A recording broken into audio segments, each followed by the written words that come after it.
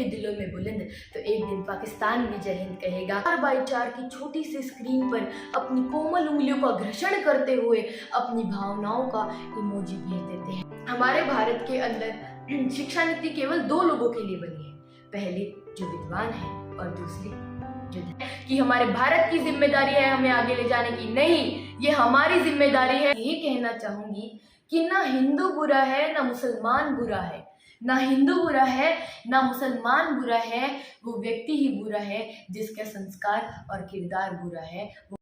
हम अपनी जान के दुश्मन को अपनी जान कहते हैं, हम अपनी जान के दुश्मन को अपनी जान कहते हैं और मोहब्बत की इसी मिट्टी को हिंदुस्तान कहते हैं, हिंदुस्तान कहते हैं।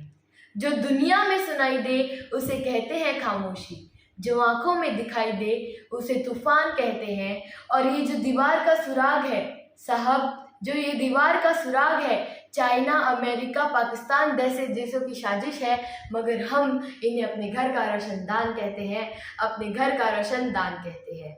सबसे पहले जय हिंद टू ऑल। आप सभी को 15 अगस्त स्वतंत्रता दिवस की मेरी तरफ से हार्दिक हार्दिक शुभकामनाएं। I am Alvira Khan, daughter of Abid Khan Dadunda from Fatehpur Shekhawati, class 7, Daffodil Academy School. My grandfather name is Mr. Akbar Khan from ex-Havaldar from BSF, and my maternal grandfather is Shokat Khan from Rasulpur. साथियों, आज इस आज़ादी के अमृत महोत्सव पर मैं अपने कुछ विचार आप सभी के साथ साझा करना चाहूँगी। आज़ादी का मतलब वही समझ सकता है जिसने कभी गुलामी की हो। हम कितने सौभाग्यशाली हैं जो हमने स्वतंत्र भारत में जन्म लिया। यूं तो आज़ादी की लौ 1857 में ही जल चुकी थी, जो वर्षाल बनकर 1947 में हमें आज़ाद कराई। प्राचीन, मध्यकालीन और वर्तमान भारत के उदाहरण से मैं स्पष्ट करना चाहूंगी कि जब हम फिरंगियों के फेरों में फंस गए थे तो रंग दे बसंती चोला की एक आवाज पर टोलों के टोले उमड़ाते थे। वंदे मातरम के एक नारे से खून में आने वाला 5-5 डिग्री का तूफान अंग्रेजी शासकों की जड़ों में तूफान ला देता था। लोग मर जाते थे, मिट जाते थे, फांसी चढ़ जाते थे, क्योंकि वो उस दौर की कसौटी थी। 62, 65 और 75 के युद्धों के बाद 62, 65 और 71 के युद्धों के बाद कई सी औरतों ने अपना सौभाग्य गंवा दिया। घर के हालात कुछ यूं हो गए कि प्यार भी भरपूर गया, मांग का सिंदूर भी चला गया, नन्हे ननिहालों की लंगोटियाँ चली गई, छोटी छोटी बेटियों की चोटियाँ चली गई, छोटी छोटी बेटियों की चोटियाँ चली गई। बाप की कमाई गई, भाई की पढ़ाई गई, बाप की कमाई गई, भाई की पढ़ाई गई, ना जाने कैसा विस्फोट हुआ, पता ही नहीं चला। पूरे जिस्म की बोटियां चली गई, पूरे जिस्म की बोटियां चली गई। आपके लिए तो एक आदमी मरा है साहब, आपके लिए तो एक आदमी मरा है साहब, किंतु मेरे घर की तो रोटियां चली गई, मेरे घर की तो रोटियां चली गई। वाले हालात पैदा हो जाने के बावजूद भी एक माँ अपने बेटे को सरहद पर दुश्मनों की धज्जियां उड़ाने के लिए छोड़ देती है और फिर पत्र लिखती है कि अम्मा ने खत लिखा है बड़े ही चाव से, पुत्र मेरे ना घबरा जाना, 1 इंच भी पीछे मत हट जाना, चाहे इंच कट जाना, चाहे इंच कट जाना। इस तरह पूरा परिवार अपनी देशभक्ति साबित कर रहा होता है।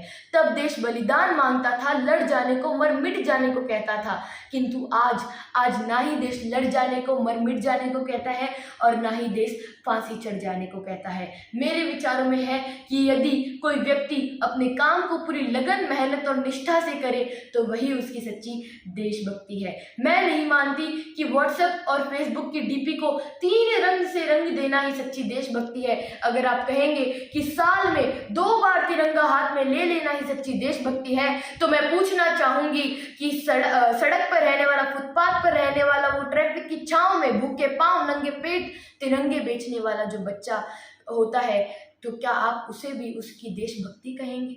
नहीं, वह उसकी देशभक्ति नहीं, उसके भूखे पेट की शक्ति है जो उसे ये सब करने पर मजबूर कर देती है। क्यों? क्योंकि ना मस्जिद को जानते, ना शिवालों को जानते। ना मस्जिद को जानते, ना शिवालों को जानते। जो पेट के भूखे होते हैं ना साहब, जो पेट के भूखे होते हैं ना साहब, वो केवल भोजन के निवालों को है जानते, वो केवल भोजन के निवालों को है जानते। कोई व्यक्ति अपने समाज, अपने वतन के लिए यदि कोई अच्छा काम करता है तो वही उसकी सच्ची देशभक्ति होती है।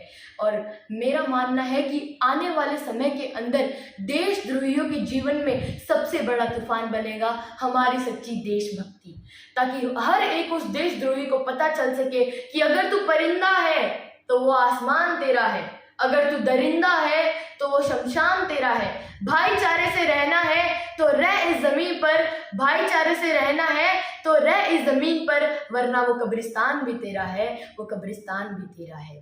आजकल हम लोगों को मुसीबत में देखकर लोगों की सेल्फी खींचने लग जाते हैं, लोगों की फोटो खींचने लग जाते हैं अपने लाइक्स बढ़ाने के चक्कर में। लेकिन उन लोगों की मदद कोई नहीं करता। हमारे युवाओं की जिम्मेदारी थी अपने देश, परिवार, अपने लोगों को, अपने देश के, वतन के लोगों की इच्छाओं को, आशाओं को बांध कर रखने का। लेकिन आजकल के हमारे युवा 4x4 की छोटी सी स्क्रीन पर अपनी कोमल उंगलियों का घर्षण करते हुए अपनी भावनाओं का इमोजी भेज देते हैं।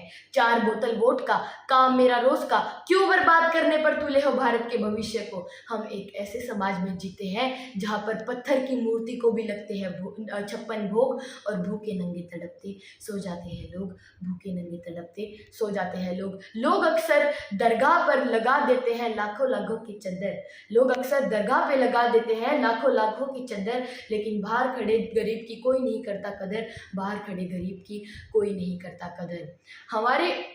हमारे भारत के अंदर शिक्षा नीति केवल 2 लोगों के लिए बनी है, पहले जो विद्वान है और दूसरे जो धनवान है। तो केवल इन्हीं 2 लोगों के लिए शिक्षा नीति बनी है, और केवल ऐसी बहुत सी ऐसी गजब बीमारियां हैं जो हमारे देश के अंदर भरी पड़ी है, जिनकी जड़ है अंधविश्वास। और जब तक हमारे भारत देश के अंदर ये अंधविश्वास भरा पड़ा है, हमारा भारत देश जब तक इस अंधविश्वास के जाल में फंसा है, तब तक हमारे भारत देश का राष्ट्र निर्माण होना संभव नहीं है। जरा सोच के देखिए कि पेड़ पौधे भी परेशान हो जाए जब परिंदे भी हिंदू मुसलमान में बट जाए, जब परिंदे भी हिंदू मुसलमान में बट जाए, तो राष्ट्र निर्माण देश का कब संभव होगा? राष्ट्र निर्माण देश का तब संभव होगा जब महिलाओं की पूजा नहीं, महिलाओं की इज्जत की जाएगी।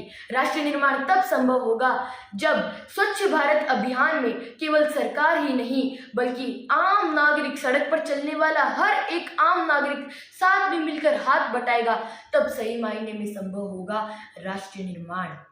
और मैं भारत की बेटी आज इस मंच पर खड़ी होकर बड़े ही जिम्मेदारी के साथ ये कहती हूँ कि आप, मैं, हम सब मिलकर प्रयास करेंगे तो एक दिन भारत का राष्ट्र निर्माण संभव जरूर होगा, भारत का राष्ट्र निर्माण संभव जरूर होगा। और ये हमारी जिम्मेदारी है हमारे भारत को आगे ले जाने की। कई लोग सोचते हैं कि हमारे भारत की जिम्मेदारी है हमें आगे ले जाने की, नहीं, ये हमारी जिम्मेदारी है हमारे भारत के लोगों को और हमारे भारत को आगे ले जाने की।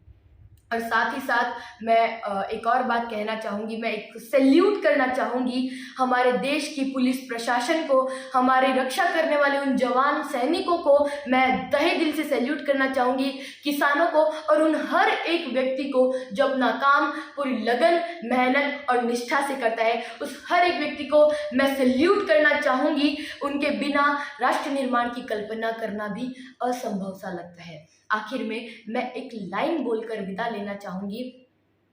मेरा हिंदुस्तान महान था, महान है, महान रहेगा। मेरा हिंदुस्तान महान था, महान है, महान रहेगा। होगा हौसला सबके दिलों में बुलंद तो एक दिन पाकिस्तान भी जय हिंद कहेगा। पाकिस्तान ही क्यों, सारा जहां ही जय हिंद कहेगा, क्योंकि सारे जहां से अच्छा हिंदुस्तान हमारा, हम बुलबुले हैं इसके, ये गुलिस्तां हमारा, ये गुलिस्तां हमारा। एक और शायरी में पेश करना चाहूँगी। मंदिर से दाना चुगकर चिड़िया मस्जिद में पानी पीती है, मंदिर से दाना चुगकर चिड़िया मस्जिद में पानी पीती है।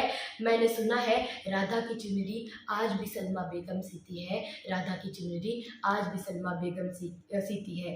एक रफीक थे महफिल महफिल रघुपति राघव गाते थे, एक रफीक थे महफिल महफिल रघुपति राघव गाते थे। और एक हमारे प्रेमचंद जी थे जो ईदगाह सुनाते थे, जो ईदगाह सुनाते थे। कान्हा की महिमा में रसखान दिखाई देता है। कान्हा की महिमा में रसखान दिखाई देता है। दिखते होंगे किसी को हिंदू मुस्लिम, दिखते होंगे किसी को हिंदू मुस्लिम, लेकिन मुझे तो आप सब में एक इंसान दिखाई देता है। मुझे तो आप सब में एक इंसान दिखाई देता है। यही था मेरा आज के लिए एक स्पीच, और आशा करती हूँ आपको मेरी ये स्पीच अच्छी लगी होगी। अगर आपको मेरी स्पीच अच्छी लगी तो इसे ज़्यादा से ज़्यादा लोगों तक शेयर करें, लाइक कीजिए, सब्सक्राइब फॉलो कीजिए। And thank you so much for watching. जय हिंद, जय भारत, वंदे मातरम।